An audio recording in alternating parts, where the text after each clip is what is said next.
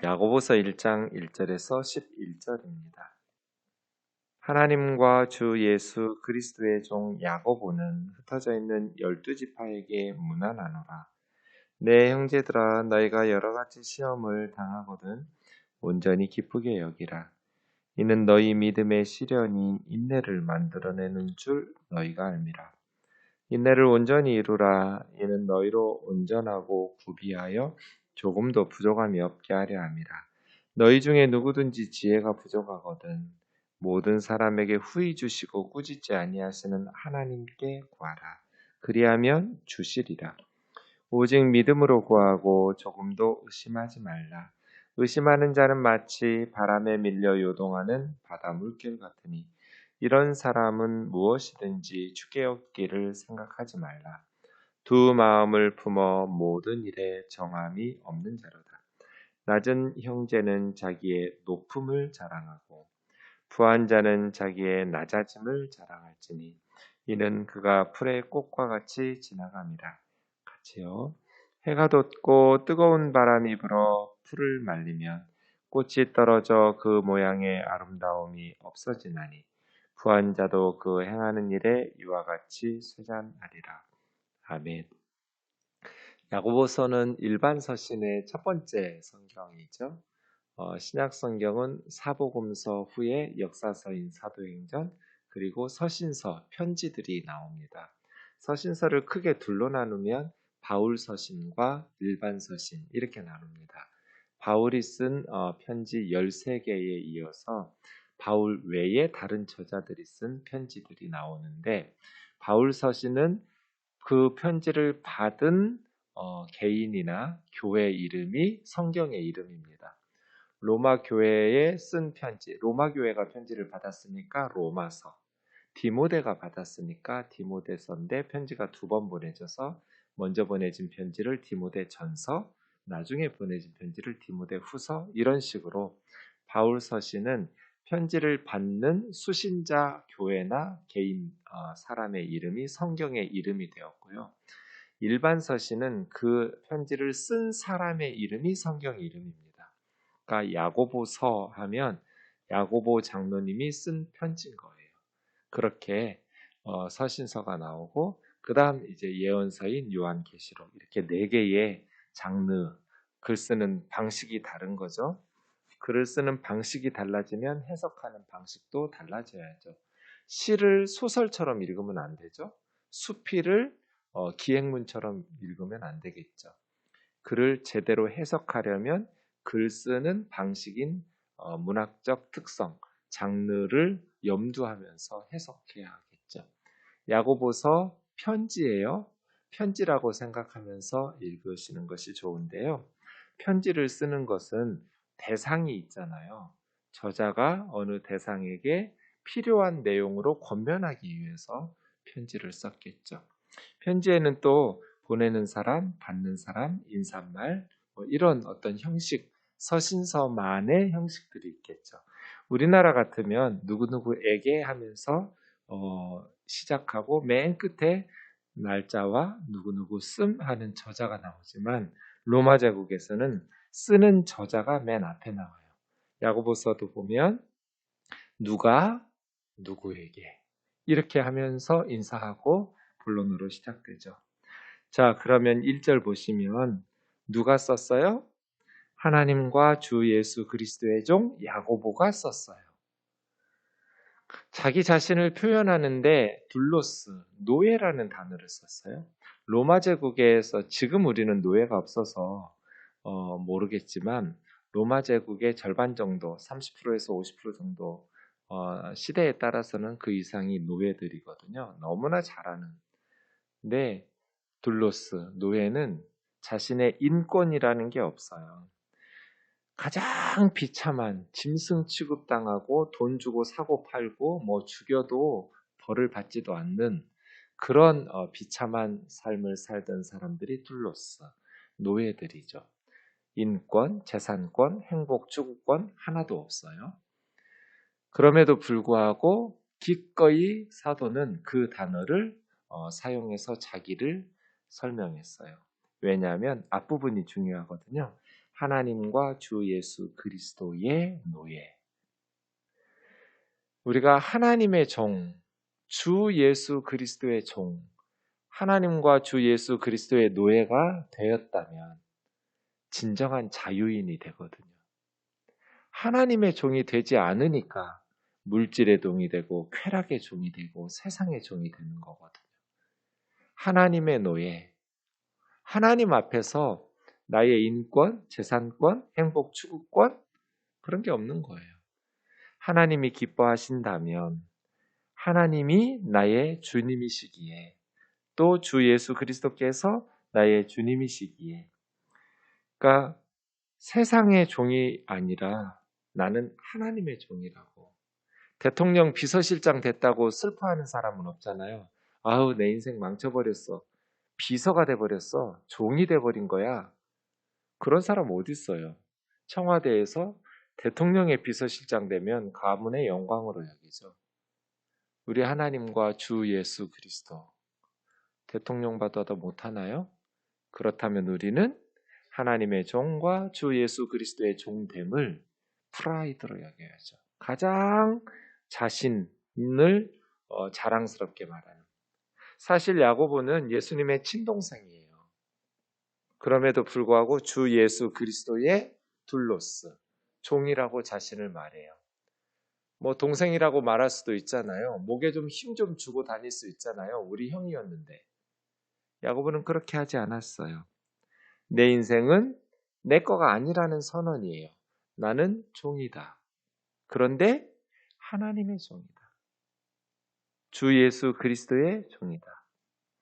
그리스도인들이 하나님과 주 예수 그리스도의 종됨을 분명하게 인식하면서 살아간다면 이 세상은 진정으로 자유롭게 참 자유를 누리면서 살아갈 수 있을 거예요.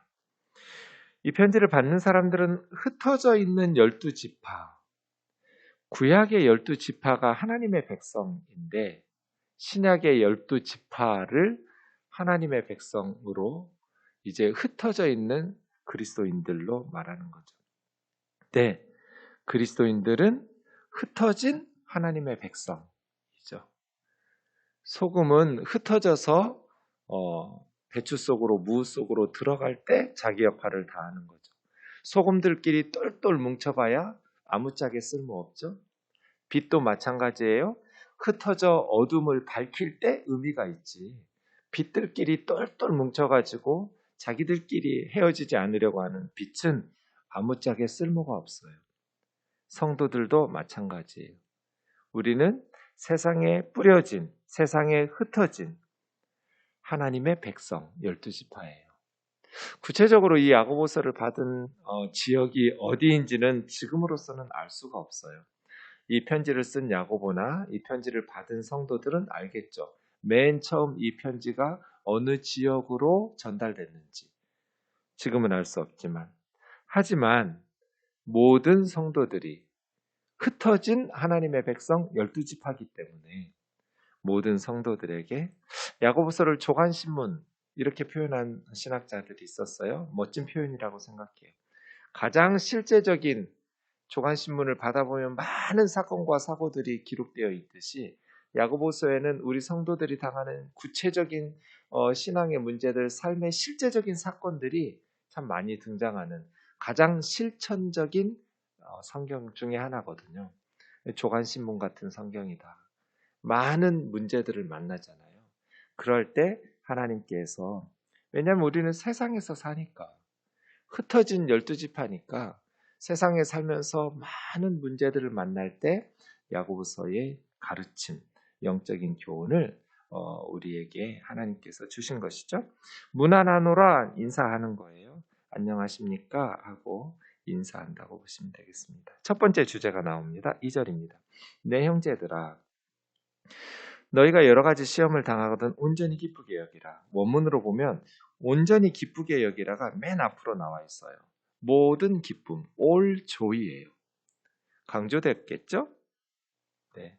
그러면서 내 형제들아 참 친근한 표현이에요. 교회는 형제 자매죠. 내 형제들아 가족이에요. 아버지가 같으니까 하나님 한 분 아래서 우리는 자매요, 형제이죠. 우리 자매와 형제들을 함부로 대하고 막 허물을 들추어내고 형제 아니죠. 상대방을 위해서 희생하고 함께 울고 함께 웃고 함께 기뻐하고 함께 아파하는 가족이죠. 내 형제들아, 너희가 여러 가지 시험을 당하거든. 참 시험이 다양하죠. 여러 가지. 살다 보면 시련을 만나요. 근데 그때 기쁘게 여기라는 거예요. 여러 가지 역경과 고난 자체가 기쁨은 아니에요. 역경을 기뻐하는 거는 그거는 정신이 좀 이상한 사람이죠.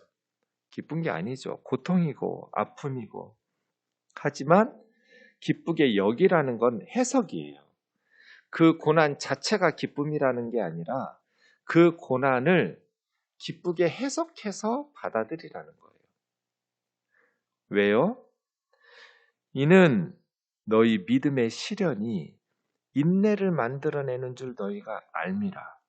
알아야 3절이 돼야 2절이 되는 거예요. 너무나 힘든데 여러 가지 시련과 고통 속에서 어떻게 그 시련을 기쁘게 여길 수 있을까요? 뭘 좀 알아야 돼요. 뭘 알아야 되냐면 이 믿음의 시련이 나에게 인내를 만들어내는 줄을 알아야 돼요. 인내라는 게 뭐예요? 휘포노메라고 하는데요.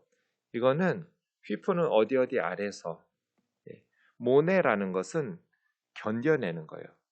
어디 안에서 견뎌내다. 이걸 인내라고 표현했어요. 인내라는 것은 어떤 어려움 속에서도 견뎌낼 수 있는 힘, 이런 걸 인내라고 하죠. 조그만 어려움에도 견디지 못하고 꺾이고 무너지고 절망 속에서 인생을 망가지는 사람들이 얼마나 많아요. 그런데 여러 가지 시련을 통해서 온실 속의 화초는 조금만 춥거나 조금만 어려움이 닥치면 죽어버려요. 그러나 밖에서 야생으로 자란 화초는 시련들 속에서 스스로를 강하게 휘포모네가 된 거죠. 어려움 속에서 견뎌내는 힘을 기르기 때문에 야생에서 자란 나무들은 살아남죠. 신앙생활도 마찬가지예요. 우리 신앙이라는 것이 구원은 선물처럼 은혜로 받아요. 그런데 영적인 성숙은 수업료를 내야 돼요. 마음으로 원한다고 성숙한 그리스도인이 되는 게 아니잖아요. 신앙에서도 인생에서도 수업료 없이 성숙한 그리스도인이 되는 건 불가능해요. 시련과 역경이 없었다면 아찔해요. 이나만큼이라도 내가 성숙해질 수 있었을까? 불가능했을 거예요. 역경과 어려움과 그 시련 속에서 조금씩 철이 드는 것 같아요. 시련이 없었다면 하나님을 그렇게 간절히 찾았을까? 안 찾았을 것 같아요. 역경과 시련이 우리에게 유익하다. 시련 자체가 유익하다는 게 아니라 그 시련을 통해서 내가 인내가 생기는 줄 알기 때문에. 그래서요. 시련은 당시에는 너무나 고통스럽고 힘들지만 지나놓고 보면 결국은 그 시련을 잘 견뎌낸 성도들이 복된 성숙한 그리스도인이 되기 때문에 고난 속에서도 쉽게 무너지지 않는 힘이 길러지기 때문에 시련이 우리에게 어찌 보면 속에 축복이 담겨져 있는데 겉에 시련으로 포장되어 있는 거예요.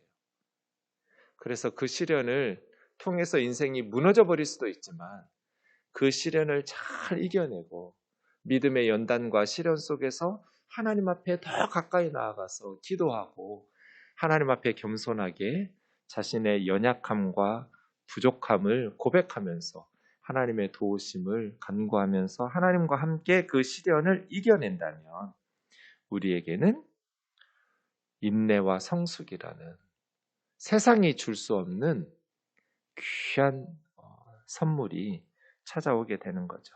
그래서예요. 영적인 행로에 있어서 믿음의 시련이라는 것은 걸리적거리고 불필요한 장애물이 아니라 성도들의 영적 성숙으로 나아가는 정상적인 코스예요. 하나님께서 우리를 사랑하지 않으시거나 하나님의 능력이 부족해서 우리가 시련을 당하는 게 아니에요. 그건 불필요한 장애물이 아니라 우리의 영적 성숙을 위해서 하나님께서 주신 정상적인 코스예요. 인내를 온전히 이루라. 이는 너희로 온전하고 구비하여 조금도 부족함이 없게 하려 함이라. 야고보 장로님은 그 시련 속에서 인내를 만들어내고 그 인내가 온전히 열매 맺고 인내가 온전히 사역을 잘 감당하게 우리가 허락한다면 우리가 온전하고 구비하여 조금도 부족함이 없는 성숙한 그리스도인으로 변화되게 되는 것이죠. 성도의 신앙을 성숙하게, 온전하게 구비시켜주는, 부족함이 없도록 채워주는. 그래서예요. 성도에게 반드시 필요한 게 인내거든요. 인내.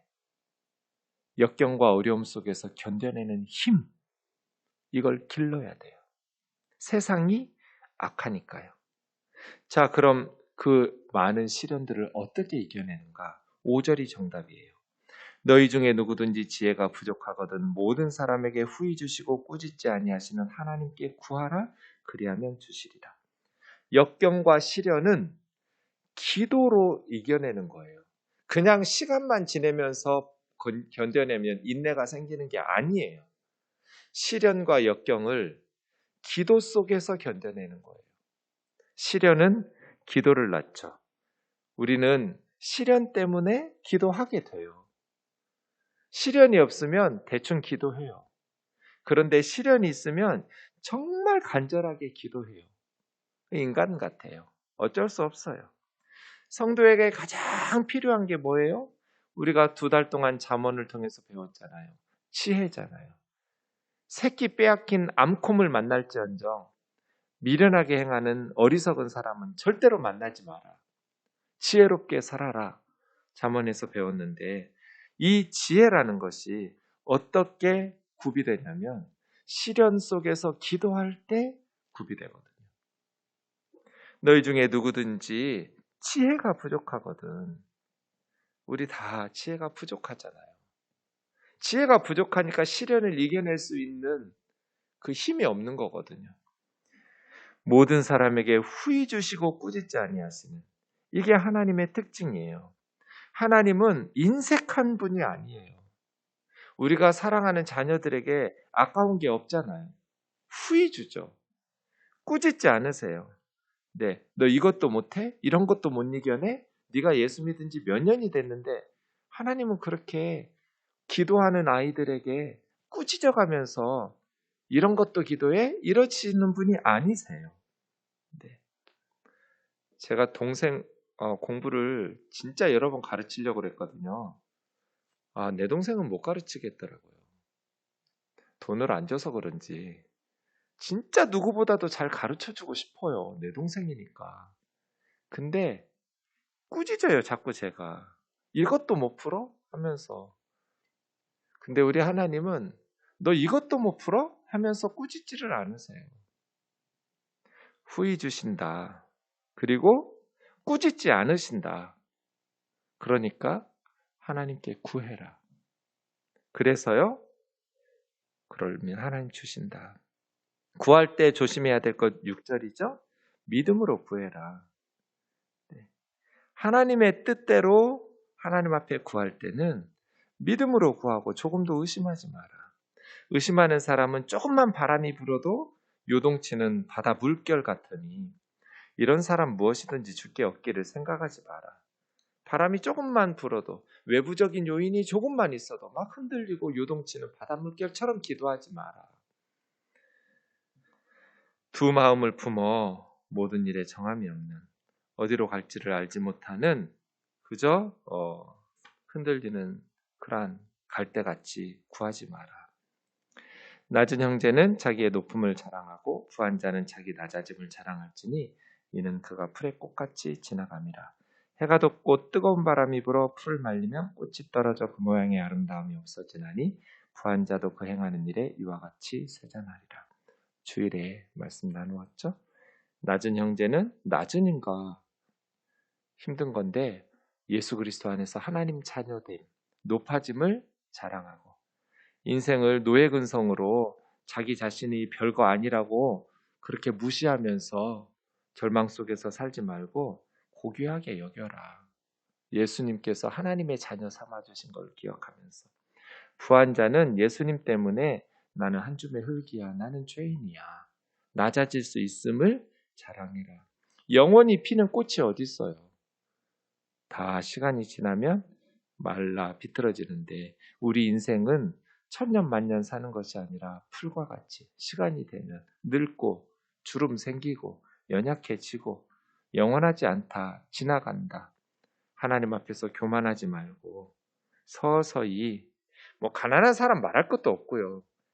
세상에서 아무리 부하고 권력이 있어도 다 페이드 어웨이 하니까 서서히 꺼지는 촛불처럼 사라지는 것이 인생이니까 하나님 앞에서 교만하지 말고 겸손하게 낮아지면서 하나님의 사명을 감당하는 저와 여러분 되기를 원합니다. 기도하겠습니다.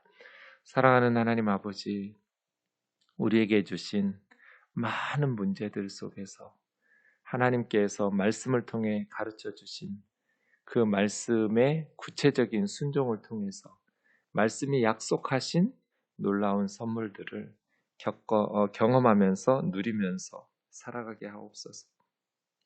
살다 보면 여러 가지 많은 시련들이 찾아오는데 하나님 불평하고 원망하고 절망하고 스스로 무너뜨리지 말고 그 어려움을 참고 견뎌내는 힘, 인내를 통해서 하나님의 사람으로서 온전하고 구비하여 조금도 부족함이 없는 성숙한 그리스도인으로 주님이 주신 사명 감당케 도와 주옵소서. 우리 연약하오니 풀의 꽃과 같은 인생이오니 하나님께서 우리를 도우시고 우리의 기도에 응답하여 주옵소서. 오늘 하루도 주의 은혜로 살아가는 복된 하루 되게 하옵소서. 예수님의 이름으로 기도하옵나이다. 아멘.